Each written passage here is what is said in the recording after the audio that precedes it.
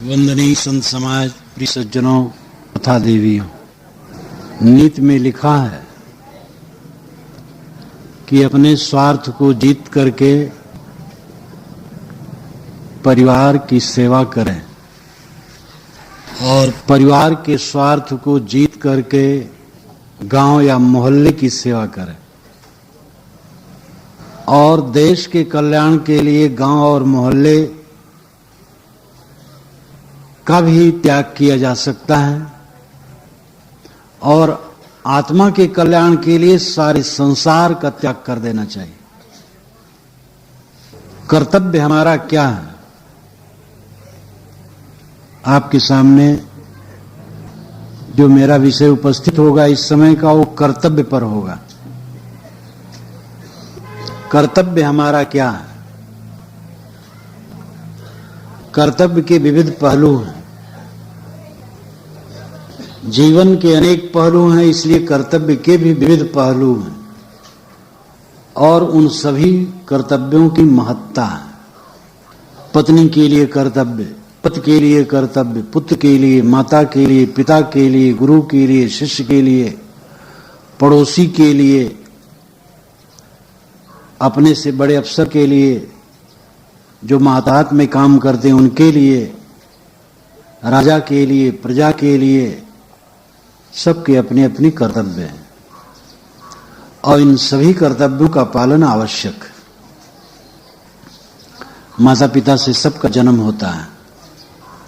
माता पिता के प्रति कर्तव्य है उनकी सेवा करना, आज्ञा मानना, उनके निर्देशों के अनुसार चलना। गलत आज्ञा माता पिता गुरु कोई भी दें, वो न माता पिता का उसमें गुरु का कल्याण है, न शिष्य और बच्चे का। इसलिए इस पर भी विचार होना चाहिए, माता पिता क्या आज्ञा दे रहे हैं, गुरु क्या आज्ञा दे रहे हैं।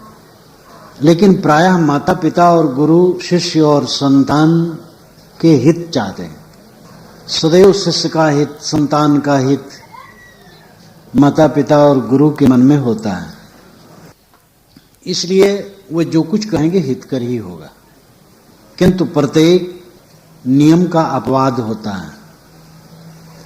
ऐसे भी माता पिता होते हैं जो गलत राय देते हैं, ऐसे भी गुरु हो सकते हैं जो ठीक ठाक न कह रहे हो। इसलिए विवेक सबके ऊपर है। गुरु बड़ा न चेला, पुत्र बड़ा न पिता, न्याय सबसे बड़ा है। न्याय को लेकर के चलना चाहिए, लेकिन अपने कर्तव्यों को समझना चाहिए। माता पिता अपने कर्तव्य नहीं समझते, अधिकार समझते हैं। हमारा अधिकार है पुत्रों पर, संतान पर, वह हमारी बात माने, हमारी सेवा करें। उनका अधिकार है मेरे ऊपर और मेरे कर्तव्य हैं उनके लिए, ये कम लोग सोचते हैं। इसी प्रकार पुत्र भी, पत्नी, भाई, बच्चे सभी अपने अपने अधिकार को देखते हैं, कर्तव्य को नहीं देखते हैं। सारा कलह इसी कारण है। अपना अपना कर्तव्य देखा जाए और अगले का अधिकार, तो झगड़ा और द्वंद्व काफी शांत हो जाए। जीवन में जीवन के जितने पहलू हैं, सभी पहलुओं पर विचार करने की आवश्यकता है। दो व्यक्तियों का संबंध सहन किए बिना चल नहीं सकता है। यूरोप का एक परिवार जिसमें 100 सदस्य थे, बूढ़ा जीवित था जो सबका पिता पितामह था और वो ठीक से चला रहा था। एक सम्राट उससे मिलने गया, उसकी शोहरत बराबर वो सुनता था कि 100 सदस्यों का परिवार है और बूढ़ा स्वयं जीवित है और वो चला रहा है। तो सम्राट जब गया, बूढ़े के पास बैठा, उसने कहा, आपका ये संयुक्त परिवार 100 सदस्यों का ठीक से चलने का रहस्य क्या है? बूढ़े ने कांपते हुए हाथ से कागज पर कुछ लिखना शुरू किया और कुछ मिनट लिखता रहा।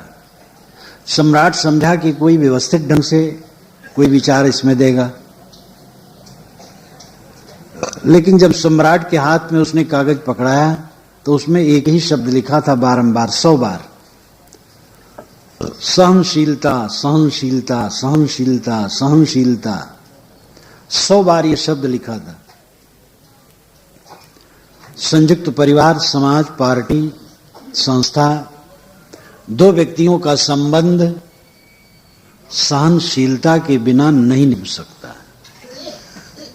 बिना सहन किए पुत्र, पिता, पत्नी, भाई, बच्चे, माता, पिता, गुरु, शिष्य सुख से नहीं रह सकते। सहनशीलता का अभाव उतना होता जाता है जितनी हमारी इच्छा और अहंकार बढ़ते जाते हैं। जितना अहंकार बढ़ेगा, जितनी इच्छा बढ़ेगी, सहनशीलता घटेगी। अहंकार कामना पर जितना संयम कर सकेंगे,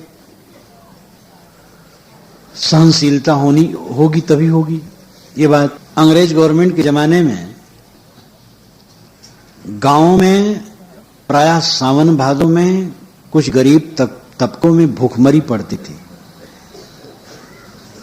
लेकिन मैंने कभी नहीं सुना था कि भूखमरी के कारण किसी ने आत्महत्या की है। आज शहरों में जिस परिवार में अगर ज्यादा नहीं है तो मकान है पक्का, शौचालय है, बाथरूम है, बिजली है, पंखा है, टीवी है, कार नहीं है तो स्कूटर है, हजारों रुपए की आमदनी है महीने में, उन घरों में आए दिन आत्महत्या हो रही। क्यों हो रही है? सहनशीलता घट गई। क्यों हो रही है? सहनशीलता घट गई। इच्छाएं बहुत बढ़ गई, कामनाएं बहुत बढ़ गई। अमेरिका, इंग्लैंड की बातें जो हम पढ़ते थे और सुनते थे कि वहां पर इस प्रकार की बातें बहुत हैं, और वो भारत में सब शुरू है, क्योंकि वही दशा भारत की इस समय धीरे धीरे हो रही, प्रगति हो रही है भारत में। उस प्रगति के साथ इसकी भी प्रगति तो निश्चित ही है। सारे कर्तव्य इसीलिए धूमिल होते चले जा रहे हैं। अहंकार कामना जितने बढ़ेंगे, हम अपने कर्तव्य को खोते चले जाएंगे। पहले के लोग 1-2 कपड़े में गुजर करते थे, सामान्य रूप से रहते थे। इच्छा विलास तब भी था, लेकिन दायरा सीमित था, सामान कम थे, चीजें कम थी, इसलिए मन ज्यादा फैलने का कोई चांस नहीं था। विज्ञान ने एक तो संहारक और मारक अस्त्र शस्त्र इकट्ठे कर दिए जो महाविनाश का साधन है, और दूसरा विलास का साधन। इतना विलास का साधन बढ़ गया है विदेशी कंपनियों के यहां भारत में आने से, तो और बढ़ रहा है।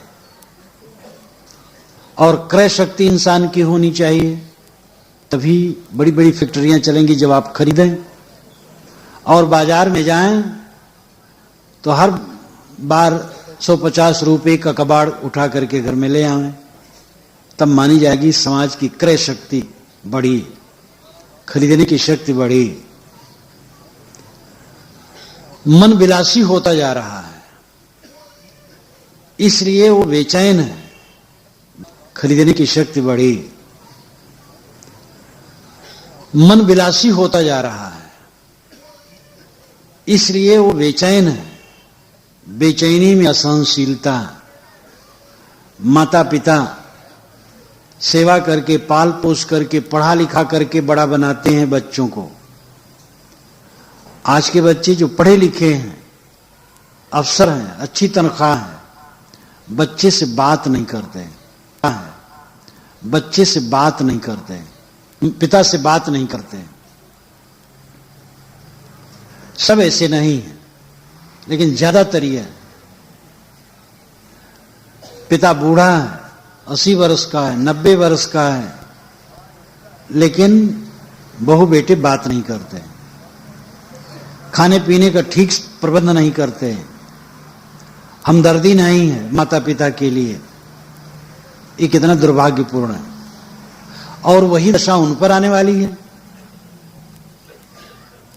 आगे तो और प्रगति होगी, और विकसित लोग होंगे। अगर नींव को हम खराब करते चले जा रहे हैं तो क्या दशा होगी, ये सहज समझा जा सकता है। बड़ों का आदर घट रहा है। वैसे सब जमाने में अच्छा बुरा रहा, आज बिल्कुल बुरा नहीं। आज का जमाना बहुत सुंदर है। इतनी सुविधाएं, इतनी शिक्षा, इतना सब कुछ, सुविधाएं, इतनी शिक्षा, इतना सब कुछ, ज्ञान विज्ञान, तो ये जमाने को कोसने की जरूरत नहीं है। इसको हम पचा नहीं पा रहे हैं, ये दुर्भाग्य। अर्थ को पचाने के लिए धर्म का नियंत्रण चाहिए। अर्थ बढ़ रहा है, धर्म घट रहा है। वैसे पूजा पाठ तो बढ़ रहा है, देवी जागरण, अखंड पाठ। पहले ये नवमियों में इतना उपवास नहीं रहते थे जितना आजकल लोग रह रहे हैं। तो ये कर्मकांड तो जरूर बढ़ रहा है, लेकिन धर्म घट रहा है। धर्म का मतलब सहनशीलता, धर्म का मतलब त्याग, इंद्रियों पर संयम, मन पर संयम, सहनशीलता। इसीलिए मनुस्मृति में जहां धर्म के 10 लक्षण बताए गए हैं, वहां धृति शब्द पहले कहा गया। धृत, धैर्य। धैर्य धर्म की धुरी है। कोई तकलीफ है, औषधि हम करते हैं, उसमें धैर्य की औषधि पहले करनी चाहिए। धैर्य रखो, धीरे धीरे सब ठीक होगा। कोई विपत्ति आई है, कोई प्रतिकूलता आई है, धैर्य की महती आवश्यकता है। हमें जो कुछ प्राप्त है खंड बंड है, क्योंकि परमाणुओं का जोड़ है, तत्व कणों का जोड़ है। कोई अविनाशी वस्तु हमें नहीं मिली है। शरीर जिसका महाघमंड है, आसपास के बूढ़ों को देखें, वही दशा इस शरीर की होगी अगर ये कुछ दिन रह गया। प्राणी पदार्थ जितने मिले हैं बिखरने वाले हैं, टूटने फूटने वाले हैं, स्थिर नहीं। इसमें धीरज के अलावा सुख का कोई साधन नहीं। पारिवारिक संबंध, सामाजिक संबंध, पार्टी और देश, कोई भी संयुक्त समुदाय को चलाने के लिए, निभाने के लिए सहनशीलता की महती आवश्यकता है। सहनशीलता में त्याग निहित है। जो त्यागी नहीं होगा सहनशील नहीं होगा। खाने पीने में, पहनने ओढ़ने में, रुपए पैसे में, लेन देन में, सम्मान में, पद में, सब में जो त्याग करेगा वही सहनशील माना जाएगा। जो त्यागी नहीं होगा सहनशील नहीं होगा, सहनशील नहीं होगा त्यागी नहीं होगा। हमारा मन चीजों में रमता है कि चीज बहुत हो जाए तो सुख हो जाएगा। ये महाभ्रम है। मन हमारा मजा होगा तो सुख होगा। मन निर्मल होगा, त्यागी होगा, संयत होगा तो सुख होगा। नमक रोटी मिला है लेकिन मन शांत है, कुछ नहीं। मेवे मलाई मिले हैं, मन शांत है तो नरक है। सच्चा सुख भीतर है, वो आत्मिक सुख। भौतिक सुख, आत्मिक सुख, दो सुख हैं। भौतिक सुख एक खुजली जिसमें सदैव जलन है। इंद्रियों के भोग भोगते भोगते आदमी बुढ़ा जाता है। बिलबिलाने के सिवा क्या पाता है। आज चाहे कल चाहे परसों अखंड शांत परमानंद अंतर्मुख होने पर ही मिलेगा। सदगुरु कबीर जब गुजरात में थे, तत्वा जीवा, ये दो ब्राह्मण बंधु नर्मदा के पूर्वी तट पर बैठे रहते थे। कबीर साहब का उन्होंने स्वागत किया। वहीं कबीरवड़ स्थित है, 500-600 वर्षों का, जिसके नीचे पूरा मेला लगता है। बहुत दूर तक वो बड़ा है। कबीरवड़ सरकार के संरक्षण में है और कबीरपंथियों का वहां आश्रम है, मंदिर है। तत्वा जीवा ने काफी सेवा की, दीक्षा ली। जब वो चलने लगे, कबीर साहब चलने लगे तो दोनों पैर पकड़ लिए। कहे महाराज आप यहीं रहे, एकांत साधना करने लायक अच्छा है, मैं सेवा करूं, हम सेवा करेंगे। आज भी कबीरवड़ के पास केवल आश्रम है, मंदिर, और चारों तरफ बियाबा है, सूना। चारों तरफ से नर्मदा घेरे हुए है, बहुत रमणीय स्थल है। कबीर साहब ने कहा, जो तू चाहे मुझको छाड़ सकल की आश, मुझे ही ऐसा हो रहो सब सुख तेरे पास। तुम मुझे क्या चाहते हो? अगर तू मुझे चाहता है तो कामना छोड़। तो तजीवा ने कहा, महाराज हम आपको चाहते हैं। कबीर साहब ने कहा, जो तू चाहे मुझको छाड़ सकल की आश, मुझे ही ऐसा हो रहो सब सुख तेरे पास। गुरु उपदेश देंगे, बता देंगे रास्ता, मोक्ष नहीं दे पाएंगे, शांत दे नहीं पाएंगे। अपने हृदय में से एक मुट्ठी निकाल करके शांति आपके हृदय में डाल दें, ये नहीं होगा। वे राहनी से रहते हैं, देखो उनकी वाणी सुनो, ऐसे चलो, करना आपको पड़ेगा। निर्देश देंगे गुरु, स्वयं चलना होगा। कोई किसी का साथी हो नहीं सकता। गुरु भी उपदेश देने तक साथी है, क्या करेगा वो? शिष्य सेवा कर देगा, क्या करेगा? और मित्र लोग सहयोग कुछ कर सकते हैं शरीर की रक्षा के लिए, और क्या करेंगे? कोई सुख दे नहीं सकता है। सुख देने की शक्ति दुनिया में किसी को नहीं है कि किसी को सुख शांति दे दे। सुख शांति अपने ही में होगा, स्वयं को माजना होगा, और स्वयं को माजने की चेष्टा नहीं की जाती। माता पिता के लिए सेवा भाव, आज्ञाकारिता, पत्नी के लिए शुद्ध स्नेह, पति के लिए श्रद्धा भाव, प्रेम भाव, भाई भाई के लिए सुंदर बर्ताव, ये सारे कर्तव्य करने चाहिए। लेकिन अंतिम कर्तव्य को भूल जाना बहुत बड़ी भूल है। अंतिम कर्तव्य क्या है? मोक्ष की प्राप्ति। मानव जीवन का परम फल है मोक्ष। मोक्ष काल्पनिक नहीं है। मोक्ष मर जाने के बाद होगा, ऐसी बात नहीं। मोक्ष इसी जीवन में। मोक्ष का सुख जो जीवन में भोगता है वही सौभाग्यशाली है। लोग प्रगति करते हैं, विकास करते हैं, सफल होते हैं। अगर उन्होंने बहुत सी जमीन खरीद ली तो बहुत सफल जीवन है, बड़ा बड़ा चक है। बड़ा मकान बना लिया तो सफल जीवन है। कई लड़के बच्चे हो गए, सफल जीवन। गाड़ी घोड़ा दरवाजे पर है, सफल जीवन है। विद्या है, पद है, अधिकार है, सफल जीवन है। ये माना जाता है लोग सफल है। ये सब कोई सफल नहीं, कुछ भी सफल नहीं। बाहर के सफल हैं, वास्तविक ये कोई सफल नहीं।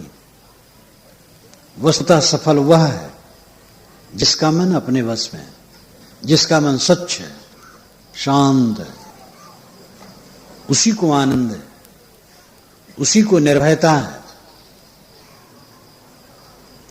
इस कर्तव्य को हम बिल्कुल भूल जाते हैं। जब 60 वर्ष के लोग, 70 वर्ष के लोग कहते हैं क्या कहें साहब, बाल बच्चों के लिए अभी कर्तव्य है, तो बड़ा दुख होता है। कल्याण का कर्तव्य एकदम भूल गए। कर्तव्य हैं अपने, और सारे व्यवहार के कर्तव्य करने चाहिए। 60 वर्ष के बाद भी बाल बच्चों को संभालने का कर्तव्य है, अपने को नहीं संभालना। 65 के हो गए, 70 के हो गए, अभी कर्तव्य में पड़े हो तुम, दुनियादारी कर्तव्य में। जो अंतिम कर्तव्य है उसको एकदम विस्मृत। ये व्यामोह है। आप 60 वर्ष के हैं, 70 वर्ष के हैं, तो बच्चे के बच्चे होंगे, अब और क्या कर्तव्य। हमारे ऋषियों ने बताया था 50 वर्ष में वानप्रस्थी हो जाओ। वानप्रस्थी का मतलब है एक प्रकार का सन्यास।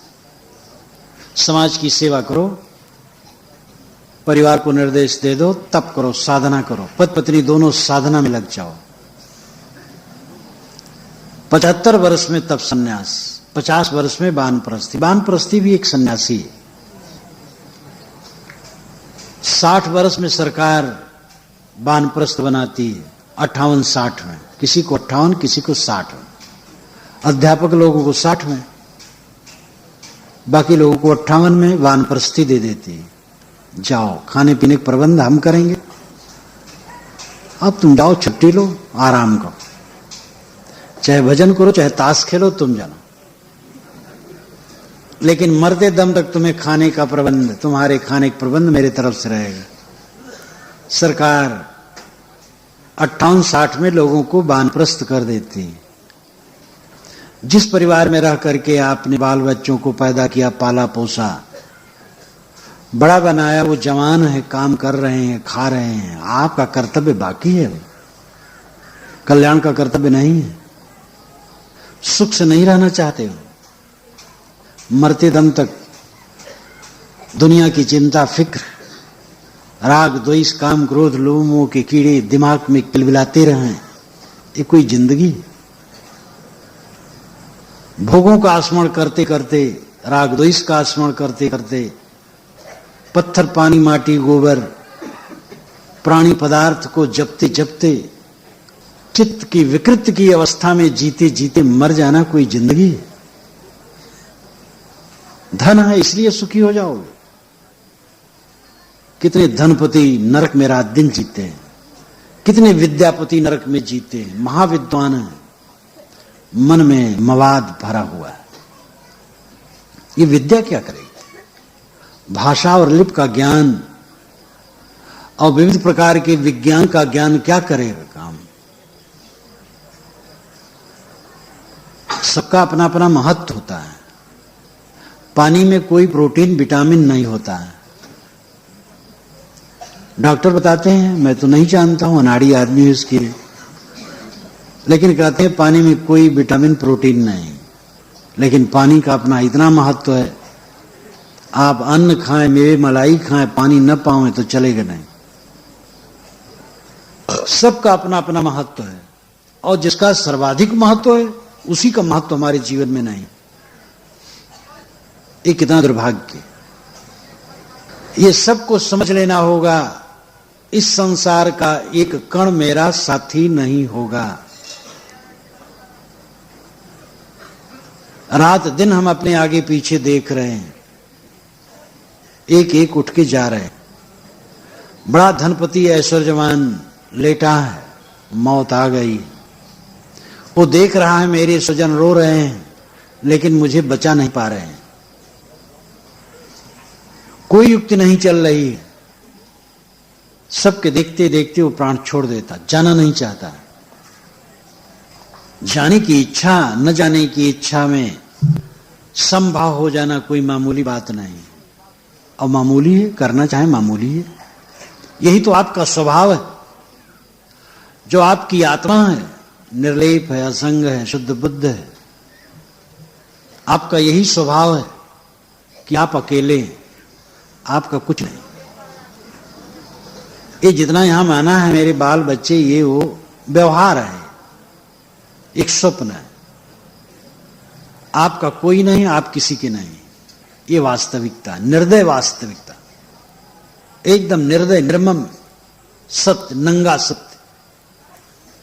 और इसका प्रत्यक्ष प्रमाण संसार में नजरों नजर घट रहा है। अस्मिन् महामोहमय कटाहे सूर्याग्निना रात्रिदिवेन्धनेन मां सरतुदर्वी परिघट्टनेन भूतानि कालः पचतीति वार्ता। महामोह का कड़ा है जिसमें सब प्राणी पड़े हैं। सूरज की आग लगी है, रात दिन के ईंधन है, मांस और ऋतु की करछुली, काल सबको उलट पलट करके भून रहा है। यही वार्ता। वार्ता कहते हैं व्यापार को, वार्ता कहते हैं बातचीत को। पहले जमाने में वार्ता कहते थे व्यवसाय को, और बात को तो कहती हैं। यही व्यवसाय है काल का, सबको भून रहा है। उसका भूनना बुरा नहीं है, ठीक है, शरीर को भून रहा है। आत्मा अमर है। शरीर जो हमें मिलता है और जैसे रहता है और छूटता है, प्रकृति का विधान बहुत सुंदर है। मिलता है ताजा तवाना, साधना करो, धीरे धीरे जीर्ण हो और मन धीरे धीरे जीर्ण हो। शरीर बूढ़ा हो जाए और मन पक करके दुनिया से अलग हो जाए। ये जीवन की सफलता है। प्रकृति शरीर को पकाती है, मन को हमें पकाना पड़ेगा ज्ञान द्वारा। प्रकृति मन को नहीं, मन के पकाने में सहयोग भर कर सकती, लेकिन प्रकृति से शिक्षा लें तो शिक्षा हम नहीं लेते। जीवन कम नहीं है, बहुत लंबा जीवन है। करोड़ों की मशीन आई हो, 3 वर्ष में पुरानी हो जाती है,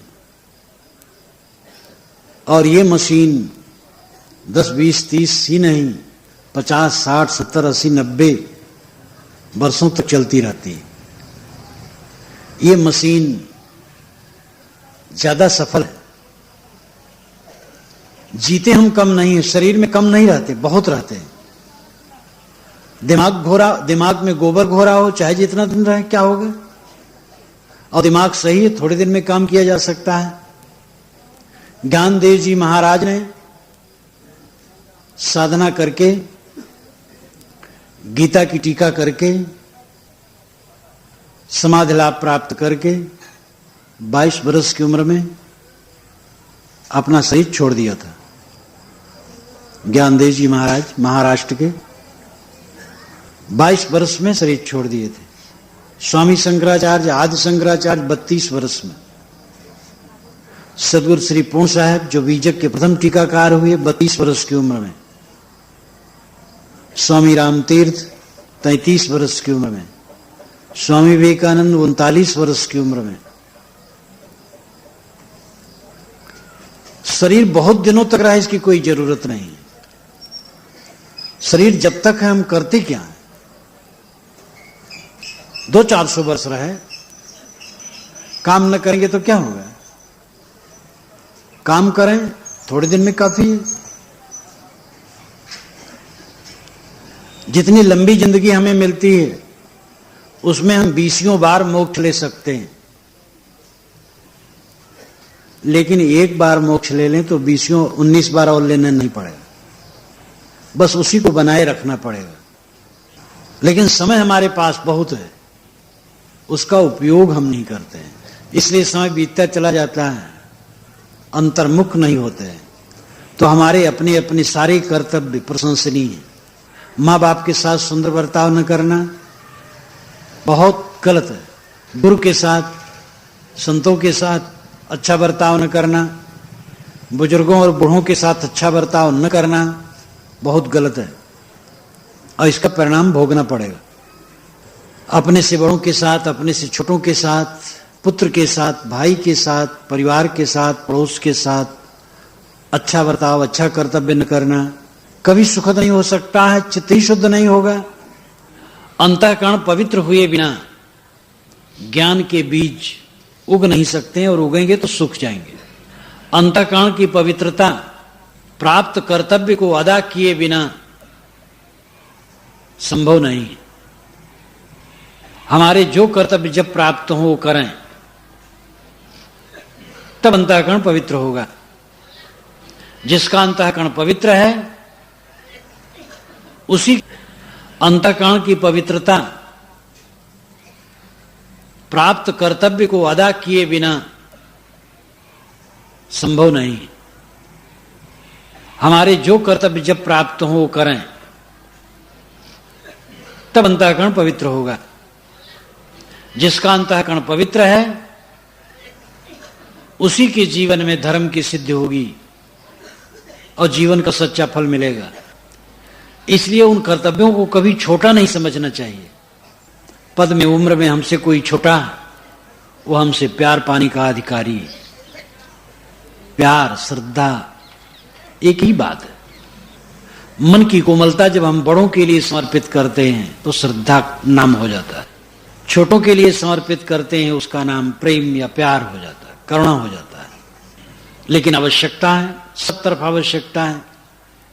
पारस्परिक कटुता ये व्यवहार ही को खराब कर देती है, तो परमार्थ क्या बनेगा? कितने घरों में सुबह से शाम तक हल्ला होता है, उनके मकान पर कौवा भी नहीं बैठते हैं, घबरा जाते हैं कौवा भी। घर वाले ही कौवा है इतने।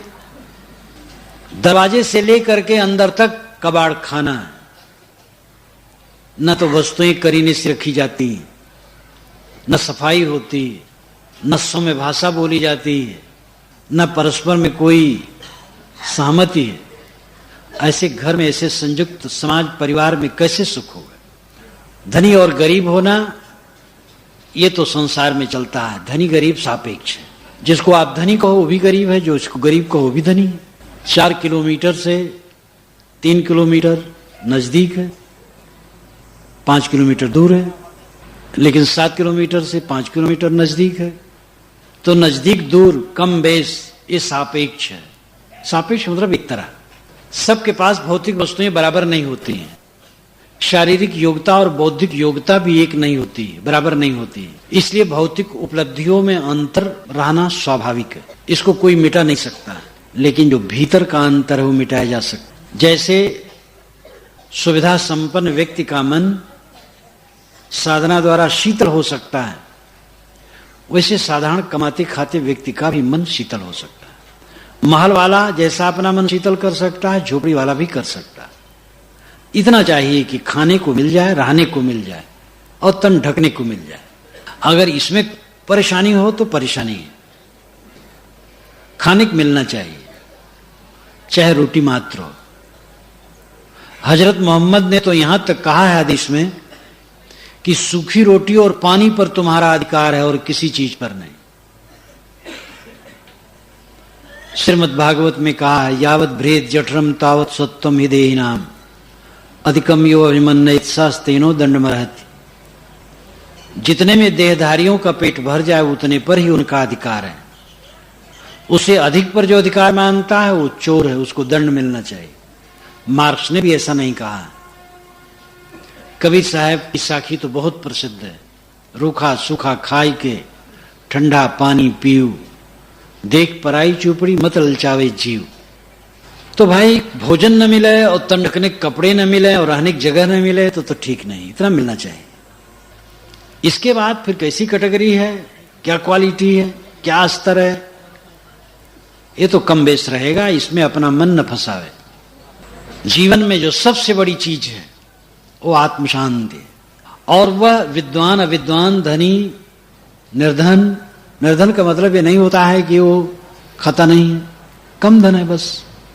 और जात पात या कोई भी कोई चीज, मत मजहब संप्रदाय, किसी भेदभाव नहीं है। शांति के सब समान अधिकारी हैं और वो अपने आप को मांजने से होगा और कोई उपाय नहीं। संप्रदायों ने नाना उपाय बताए हैं और उन उपायों के जंजाल में जनता एकदम उलझ गई है। अमुक नाम ले लो सब पाप भस्म, अमुक नदी में नहा लो बेड़ा पार, अमुक नदी का नाम ले लो बेड़ा पार हो जाए, अमुक मंदिर में चले जाओ कल्याण हो जाए। इस सब में उलझा दिया गया। नदी में नहाओ, मंदिर में जाओ, नाम लो, ये ठीक है। जहां जिसकी श्रद्धा है वो करे करावे। लेकिन वो सब का मतलब क्या होना चाहिए? मन का मांजना। इंद्रियां संयत नहीं है, मन मजा नहीं है, मन में निर्मलता नहीं है, कैसे शांति मिलेगी? हर इंसान सुख का भूखा है और शांति के बिना सुख नहीं मिलता।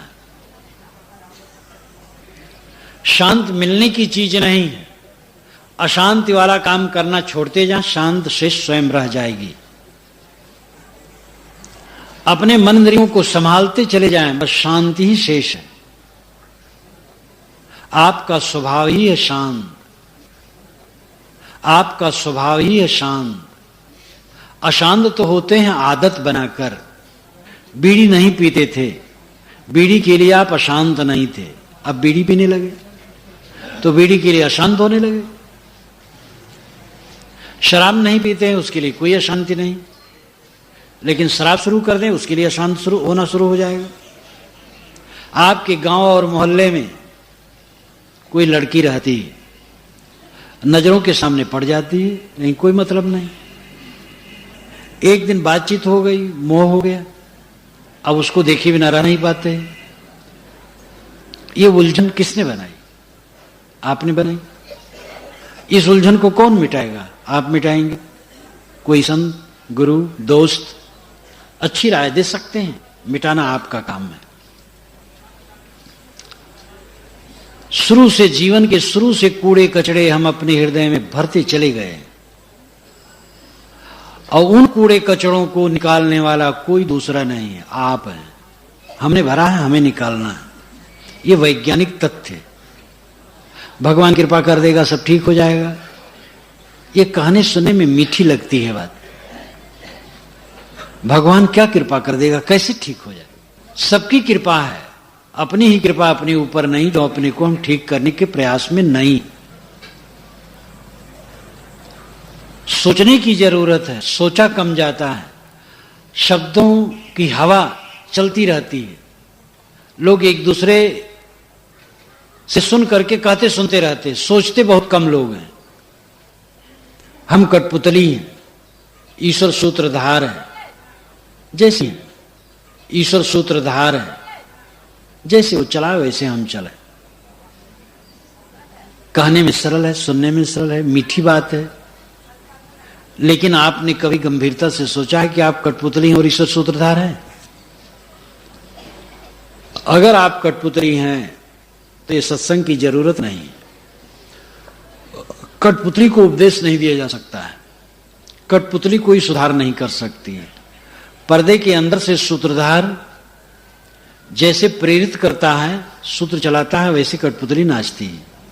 कठपुतली स्वतंत्र इच्छा वाली नहीं, वो जड़। क्या आप जड़ हैं? आप कठपुतली हैं तो आप क्या पुस्तकों के अध्ययन के अधिकारी हैं, सत्संग सुनने के अधिकारी हैं, सुधार कर सकते हैं? तो ये शास्त्र क्यों बने, संत महात्मा उपदेश क्यों करते हैं? इसीलिए पता लगता आप कठपुतली नहीं है, आप स्वतंत्र हैं। लेकिन इतनी सी बात समाज के लोग सोचते हैं, भक्ति करते हैं। हम कठपुतली हैं महाराज, ऊपर वाला सूत्रधार है, जैसे वो चलाए हम चलाए। बहुत बढ़िया आपकी भक्ति, बड़ी मीठी लगती है, लेकिन तथ्य क्या है? आप कठपुतली। कोई इंसान कठपुतली नहीं है, हर इंसान अपने मन इंद्रियों का सूत्रधार है। आप स्वयं सूत्रधार हैं, अलग से ईश्वर सूत्रधार नहीं है। आप जब चाहेंगे आंख खोलेंगे, जब चाहेंगे बंद करेंगे। मुख में जो चाहे डालें, जो चाहे न डालें। वाणी जो चाहे निकालें, जो चाहे न निकालें।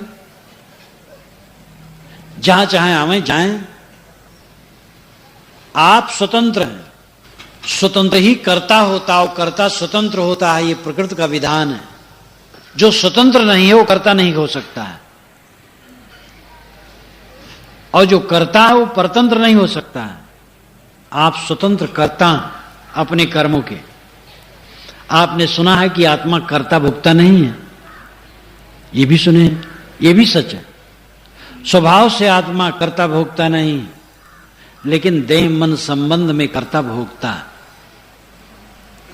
और इसीलिए कर्मों के संस्कार उसे लगते हैं। इसलिए कर्मों का सुधार आवश्यक है, कार उसे लगते हैं, इसलिए कर्मों का सुधार आवश्यक है। आप स्वतंत्र कर्ता हैं, आप जो कर्म करेंगे आपको फल भोगना पड़ेगा। कोई ईश्वर आपको प्रेरित नहीं करता है। अगर ईश्वर प्रेरित करता है तो जेब कतरे को भी ईश्वर प्रेरित करता है, और जो मिलावटबाजी करते हैं ईश्वर प्रेरित करता है। आतंकवादी 10 को भून देते हैं, ईश्वर प्रेरित करता होगा। ये जितना घोटाला और गबन चल रहे हैं सब ईश्वर प्रेरित किया होगा। मन अच्छा प्रेरित करता हो तो ठीक है, लेकिन ये सारी बुराइयां भी वही प्रेरित करता जब आप कठपुतली हैं। एक नकब लगात करता जब आप कठपुतली हैं। एक नकब लगाने वाला जज से कह सकता है कि हम कठपुतली हैं, ईश्वर ने हमसे नकब लगवाया है, तो क्या जज छोड़ देगा? इसलिए कठपुतली और सूत्रधार, इन दो शब्दों पर विचार सबको करना चाहिए। जो मैं कहता हूं आप माने ना, मानते मानते पता नहीं आप कहां बह गए। जो कोई कुछ कहा आप मान लिए, वो बहते चले गए। मेरी बात माने ना, सोचें। सत लगे तो अपने आप अंदर उतर जाएगी। झूठ लगे छोड़ दीजिए, पुनर्विचार कीजिए। सूत्रधार और कठपुतली पर और भी आगे आप सोचिए। आप कठपुतली नहीं, आपका अलग सूत्रधार नहीं, आप स्वयं अपने सूत्रधार हैं। इसलिए आप अपने मन इंद्रियों को बस में कर सकते हैं, ये पक्का निश्चय कीजिए। गंदी से गंदी आदतों को आप छोड़ सकते हैं। गंदी आदतों में गिरफ्त होकर के इंसान नरक भोगता, खाने पीने, जीवन के व्यवहार बरतने, इंद्रियों का बर्ताव करने, सब में गंदगी होने से जीवन में दुख है। अच्छे अच्छे ज्ञानी मुनि जो बड़े धारा प्रवाहिक प्रवक्ता हैं, आचरण न सुधारने से वही दुर्दशा उनकी होती है। बड़े आलिम व फाजिल हैं, मगर विषयों के वश होकर उसी रास्ते से आ निकले जिधर नादान घिसता, तो ज्ञान काम नहीं करेगा। आचरण की आवश्यकता है। हमारे जीवन का जो सबसे बड़ा कर्तव्य है वो क्या है? कर्तव्य पर मैं आप लोगों से कह रहा हूं, माता पिता की सेवा, आज्ञाकारिता कर्तव्य है। बच्चों को शुद्ध स्नेह देना, शिक्षा दीक्षा देना कर्तव्य है। पत्नी को शुद्ध प्रेम देना, पति के प्रति शुद्ध प्रेम रखना परस्पर का कर्तव्य। भाई भाई एक दूसरे के प्रति उदारता पूर्वक प्रेम का बर्ताव करें, ये उनका कर्तव्य है। गुरु शिष्य का कर्तव्य है, पड़ोस पड़ोस का कर्तव्य है। ये सारे कर्तव्य तो ऐसे होते हैं कि क्षण क्षण में कर्तव्य आ जाते हैं। उधर से आदमी आ रहा बोझा लिए, मेरा कर्तव्य उसको रास्ता दे दूं। जीवन में तो सर्वत्र कर्तव्य बिछे। इन कर्तव्यों को पहचानना चाहिए विनम्रता पूर्वक और अपना कर्तव्य करना चाहिए, अकड़बाजी नहीं करना चाहिए। लेकिन अंतिम कर्तव्य जो जीवन का महाकर्तव्य है वो क्या है? जीवन का महाकर्तव्य मोक्ष। मोक्ष का अर्थ है इस जीवन में रहते रहते निर्भय प्रशांत, नींद खुले, खाओ पियो, काम धंधा करो, प्रसन्न रहो, खुश रहो, मन पर दाब न हो, हानि लाभ चिंता फिक्र राग द्वेष हर्ष शोक ये सब के दाब न हो। काम करो जो कर्तव्य है। सारा संसार टूटा फूटा और जीर्ण है। आपकी कामनाएं दुनिया की पूरी नहीं हो सकती हैं। आप हमारी सबकी किसी की कामनाएं पूरी नहीं हो सकती। ये कामनाओं को छोड़ करके शांति मिलेगी, क्योंकि दुनिया स्वयं नंगी, जो कुछ है सब जीर्ण शीर्ण है। जो अपना महाकर्तव्य है उस पर ध्यान देने की जरूरत है। हर नर और नारी के मन में एक गौरव होना चाहिए, चिंतन होना चाहिए, संवेदनशीलता आनी चाहिए कि इसी जीवन में रह करके हम सच्चे सुखी हो जाए। दुख नाम की चीज मन में न हो, वो सच्चा इंसान है। और ये बिना मन के मांझे न होगा। भौतिक पदार्थों के हानि लाभ की चिंता से ऊपर उठे बिना न होगा। और इसमें वैराग की बड़ी जरूरत है। वैराग का मतलब घर और वस्त्र परिवर्तन नहीं, वैराग का मतलब अनासक्ति। घर वस्त्र के परिवर्तन करने वाले तो बहुत हैं, और जैसे घर में रहे वैसे बाहर है, कोई फर्क नहीं। कितने लोग तो और अपने खराब कर लेते हैं। घर वस्त्र का परिवर्तन जिसका संजोग आएगा उसका भी हो जाएगा। अंदर का परिवर्तन, जो वास्तविकता है उसको देखने से वैराग तो स्वयं हो जाएगा। वास्तविकता हम नहीं देख पाते हैं। अपने माने गए शरीर की वास्तविकता को देख ले तो हड्डी की झोपड़ी, टट्टी पेशाब भरी, चाम लपेटा, गंदगी का घर, हर शौक की दुकान, इसी से वैराग हो जाएगा। जन्म से लेकर के जब से आप सावधान हुए हैं आज तक कितने प्राणी पदार्थ मिले, कितने कितने ठोकर मिले प्राणी पदार्थों से। कैसे वैराग होता है? कहां होता है? जेलर राज दिन देखता है, जेल में बंद होने वाले लोग आते हैं, जेलर को वैराग नहीं होता है। डॉक्टरों को तो वैराग का चांस कितना सुंदर है। असाध्य बीमारी से पीड़ित डॉक्टरों के पास लोग आते हैं, लेकिन डॉक्टरों को कहां वैराग होता है? सोचा नहीं जाएगा वैराग कैसे होगा। सोचा जाए, वास्तविकता को सोचा जाए, जिसे कहते हैं चिंतन। चिंता कहते हैं दुख मानना, चिंतन कहते हैं वास्तविकता को देखना, जो जैसे उसको वैसे समझ लेने की प्रक्रिया चिंतन है। और जो जैसे है वैसे जिस क्षण हम समझ लेते हैं उस क्षण हमारा मन पूर्ण अनासक्त हो जाता है। जिस क्षण मन पूर्ण अनासक्त हो जाएगा उस समय कोई दुख नहीं रहेगा। इसी अनासक्ति को बराबर साधने के लिए स्वाध्याय, सत्संग, साधना, सेवा, ये सब है। एक काल में बोध हो जाए, एक काल में समाधि में हम लीन हो जाएं, एक काल में स्वाध्याय चिंतन में लीन हो करके चित्त एकदम वास्तविकता को समझने लगे और मन जीवन मुक्त हो जाए। तो मत समझना ऐसे बना रहेगा, फिर व्यवहार में लगोगे फर्क पड़ेगा। साधना करना छोड़ दोगे तो डाउन हो जाएगा। योगो ही प्रभव पयोग, योग प्रभाव अपाय रूप है। योग उठता है और गिरता है। साधना करो योग उठ जाएगा, साधना ढील करो योग गिर जाएगा। इसलिए उस जीवन मुक्ति को स्थिर करने के लिए निरंतर साधना, चिंतन, सेवा, भक्ति, ध्यान की महती आवश्यकता है। प्रचार की अपेक्षा साधना बहुत महत्वपूर्ण। 1000 प्रचार काम नहीं करता साधना के सामने। स्वयं को साधे बिना प्रचार भी थोथा है। क्या प्रचार करेगा? स्वयं मिठ्ठारा नहीं, क्या प्रचार करेगा? अपने में इस प्रकार स्थित होनी चाहिए जिससे हमारा चित्त अपने आप में पूर्ण शांत पा जाए। प्रचार अपने आप होगा जितना होना होगा। संसार में बहुत बहुत प्रचारक हुए और संसार वैसे बना। कुछ लोग इसमें आंखें खुली और जागे, बाकी सब सोए। इसलिए प्रचार की तृष्णा कोई समझदारी नहीं है। जो सहज वो ठीक है। अपना काम करना चाहिए। अपने आप को बदलने में हम सबस हैं। अगर अपने आप को हमने बदल लिया तो संसार का काम कर दिया, क्योंकि संसार का मैं एक अंग हूं। अपने को सुधार लिया, संसार सुधर गया। संसार का छोटा अंश सुधरा।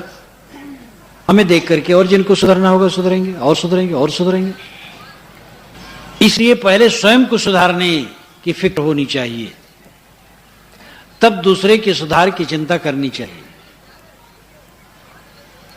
तो हमारे जीवन का परम कर्तव्य है अपने आप को मुक्त करना। छुड़ाओ। बंदे कर ले आप निबेरा। अरे बंदे अपने आप का निबेरा कर, छुड़ा अपने को। सदगुरु कबीर कहते छुड़ा अपने को। आप जियत लख आप ठोर कर मुझे कहां घर तेरा। इस शरीर में रहते रहते तो तेरा मकान निवास अमुक जगह है। इलाहाबाद है, अहमदाबाद है, रायपुर है, कलकत्ता है, जयपुर है, उदयपुर है। लेकिन जब शरीर छूट जाएगा तब तुम्हारा घर कहां रहेगा? इसका ठौ ठिकाना करो। अपना निवेरा करो, अपने को छुड़ाओ चारों तरफ से। बच्चों को चाहिए वही 1 घंटा समय निकालें, जो थोड़ा समझदार हो गए हैं, 12-15 वर्ष के। 1 घंटा समय निकालें। बहुत पढ़ने लिखने में व्यस्त हो तो भी 10-20 मिनट रोज समय निकालें। जवान लोग 1 घंटा समय जरूर निकालें। स्वाध्याय करें, ध्यान करें, ये 2 काम करें। सेवा का काम तो की जाता है, करना जरूरी है। सदग्रंथों का अध्ययन करें और ध्यान करें। 1 घंटा जरूर जवान लोग। 40 वर्ष के ऊपर वाले 2 घंटे, 50 के ऊपर वाले 3 घंटे और 60 के ऊपर वाले पूरा जीवन इसमें लगाएं। मांजो अपने को। बचपन से मांजते चलो। जितने दिन बीते मांजने का काम ज्यादा करो। संसार का काम कर चुके हो, करते जा रहे हो, कर चुके हो। 50 वर्ष में तो कर ही चुके और 60 में तो बिल्कुल कर चुके। 60 के बाद भी अगर समझते हो हमारा संसार का कर्तव्य बाकी है, तो कहीं समझ में कुछ कमजोरी है, कुछ त्रुटि। अब तो केवल अपना काम करो। इसका मतलब नहीं कि काम बिल्कुल न करें। 60 वर्ष के बाद भी काम करना चाहिए। काम करने से शक्ति रहती है शरीर में। निकम्मा आदमी 2 कौड़ी का है। लेकिन जो मन की जिम्मेदारी है को दूर करना चाहिए। जो मन का बोझा अहंता ममता दूर करना चाहिए, काम करना चाहिए, जहां जो है काम करे, सेवा करे, लेकिन सर्वाधिक काम साधना और स्वाध्याय में लगावे, समय लगावे, ये काम करे। आजकल देखते देखते समय पूरा हो जाएगा। हविस तो रहती और जिएंगे और जिएंगे, जीने की हविस महा अज्ञान है। अगर हम आध्यात्मिक काम करें तो जीने की हविस नहीं रहेगी। हविस तो रहती, बालपन है हविस, तृष्णा एक बालकपन है। जितना आदमी गंभीर होता जाएगा, आश्वस्त, संतुष्ट, तृप्त होता जाएगा, हविस की कोई जरूरत नहीं, सब समय संतुष्ट, तो मरने जीने की चिंता समाप्त हो जाएगी। हमें इस अंतिम कर्तव्य पर ध्यान देना चाहिए। मैंने आपसे शुरू में कहा था कि हमारा कर्तव्य क्या है। माता पिता, पत्नी, भाई, बच्चे, पुत्र, पड़ोसी, गुरु, शिष्य, जहां हम हैं अपने कर्तव्य अदा करें दूसरे के लिए। और पदे पदे कर्तव्य का चांस आता है। जहां जहां जो अपना कर्तव्य हो समझें, जो बन सके करें। लेकिन जो महाकर्तव्य है जीवन को छुड़ाना, अपने आत्मा को सारे बंधनों से छुड़ाना, उस दिन को देखते रहना, करो रे मनवा दिन की तदबीर। और इसमें यह नहीं पता है, मकान का तो पता है, इंजीनियर बता देता है अगर भूचाल ना आए, वज्र न गिर पड़े, बमबारी न हो जाए तो ये मकान इतने दिन रहेगा, ये मकान 25 वर्ष रहेगा, ये मकान 200 वर्ष रहेगा। इंजीनियर बता सकता है, लेकिन शरीर को कोई नहीं बता सकता। बड़ा से बड़ा डॉक्टर नहीं बता सकता है। मोटा मोटी कहा जाता है भाई बाल पकने लगे तो अब उस तरफ हो गया, खिसक गया, और भी जितनी उम्र बढ़ती गई मानो उसी तरफ खिसक रहा है। जवान तो हो सकता अभी रहे भी। इसीलिए संतों ने बताया कि जितना समय बीते अपने कल्याण के लिए जोर दो। नीत का वचन मैंने पहले कहा था कि अपने स्वार्थ को जीत करके परिवार की सेवा करे। गांव की सेवा के लिए परिवार के स्वार्थ को भी समय से छोड़ दे, और देश के कल्याण के लिए गांव और मोहल्ले का भी स्वार्थ त्याग दे, और अपने आत्मा के कल्याण के लिए सारे संसार को छोड़ दे। इसमें सब बात आ गई।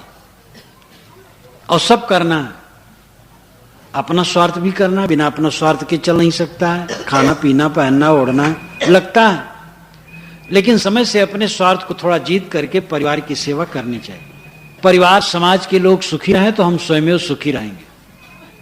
अपने घर परिवार को थोड़ा कष्ट हो जाए, पड़ोसी और गांव वाले सुखी हो जाए तो अच्छा है।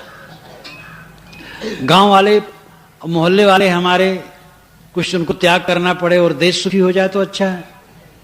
ये सब करता रहे, लेकिन अंत में काम तो ये करना है, सारे संसार को छोड़ना है। चाहो तो छोड़ना है, न चाहो तो छोड़ना है। एक कहानी कह करके समाप्त करूंगा। कहानी तो बारंबार कहता हूं, आप जानते, याद दिला देना रहता है। प्याज वाली बात, प्याज, मिर्चा और जूता। दो आदमियों ने एक सेठ से 100 रुपए लिए, 1 महीना के लिए उधारी, 1 महीने में लौटा देंगे। एक ने लौटा दिया, दूसरा नहीं लौटाया, वो ज्यादा चतुर था। जो ज्यादा चतुर होता है वही बेवकूफ होता है। 2-3 महीने बीत गए, सेठ पकड़ पाया, खंभे में बदवा दिया और कहा रुपया दो तब छोड़ेंगे। कहा सेठ जी रुपये नहीं है, तो कहे छोड़ेंगे नहीं, अब चाहे जो। फिर अंत में कहा अच्छा देखो, अगर तुम रुपया देना नहीं चाहते हो, 100 प्याज खा लो तो रुपये हम छोड़ देंगे। वो तो जानता था कैसे खा पाएगा, लेकिन स्वार्थी आदमी अंधा होता है। वो कहा रखो खा लेंगे। रखा, जैसे 2-4 खाया परेशान हो गए, कहा नहीं खा पाएंगे। तो कहा अच्छा 100 मिर्चा खा लो, छोड़ दें। वो सोचा हल्का है खा लेंगे। रखा गया, जैसे 2 खाया तो ऐसे कलेजा मुंह जलने लगा। के सेठ जी भी नहीं कर पाएंगे। कि अच्छा 100 जूते खा लो, हम छोड़ देंगे। उसको लगा जूते पीठ पर पड़े, कोई खाना थोड़े। वो मान लिया, वो पीठ पर जूते पड़ने लगे। जब 20 जूते पड़े तो दिमाग ठंडा हो गया। वो सोचा 100 में तो प्राण पखेरु उड़ जाएंगे। कहा सेठ जी हम रुपए मंगाए देते, आप छोड़ दीजिए। रुपए मंगा दिए, छोड़ दिया गया। समझदार कौन है? जो पहले रुपया दे दिया। बदनाम हुआ, प्याज खाया, मिर्चा और जूते खाए और रुपए भी दिए, कौन समझदारी? जितने मनुष्य हैं सबको जाना है, कोई बच नहीं सकता है। बड़े बड़े कहलाने वाले जाते हैं, इसलिए प्याज मिर्चा जूता खा करके जाने से क्या मतलब हुआ? इस्तीफा दो, निकाले मत जाओ। जो निकाला जाता है वो किसी काम का नहीं, इस्तीफा देने वाला रोब से हटता है। संसार से इस्तीफा दो, निकाले न जाओ। और अंतिम में तभी वो घटेगी घटना जब शरीर छूटने लगेगा, आनंदित हम रहेंगे। छूटने दो, कूड़ा कचरा छूट रहा है। शारीरिक कोई पीड़ा हो, भोगना पड़े, अलग बात है, लेकिन मन ज्ञानी का विचलित नहीं होता तो प्रसन्न। जय मरने से जग डरे मेरे मन आनंद, कब मरी हो कब पाई हो पूर्ण परमानंद। ज्ञानी के लिए मृत्यु का दिवस उत्सव का दिवस है। उस दिन उसका सारा कूड़ा कबाड़ समाप्त हो जाता है। जिसको घोरांगिरस ने श्री कृष्ण महाराज के लिए छांदोग्य उपनिषद में बताया है, अवभृत। अवभृत है, मृत्यु अवभृत है। अवभृत का मतलब यज्ञांत स्नान। पूरा यज्ञ कर लेने के बाद स्नान किया जाता था। ये पूरा जीवन यज्ञ है। मौत अवभृत है, यज्ञांत स्नान। शरीर छूट गया, यज्ञांत स्नान हो गया, कूड़ा कचरा धुल गया, आत्मा शुद्ध कैवल्य अवस्था को प्राप्त हो गया। कैवल्य तो प्राप्त होना है, चाहे जबरदस्ती चाहे विवेक से। और वो कैवल्य काम नहीं करेगा, शरीर छूट गया और वासना बस भटक रहे हैं। ये कैवल्य कैवल्य है, शरीर छूट जाए, वासना पहले छूटी है, आत्मा असंग हो जाए। तो जीवन में रहते रहते यह असंगता होनी चाहिए।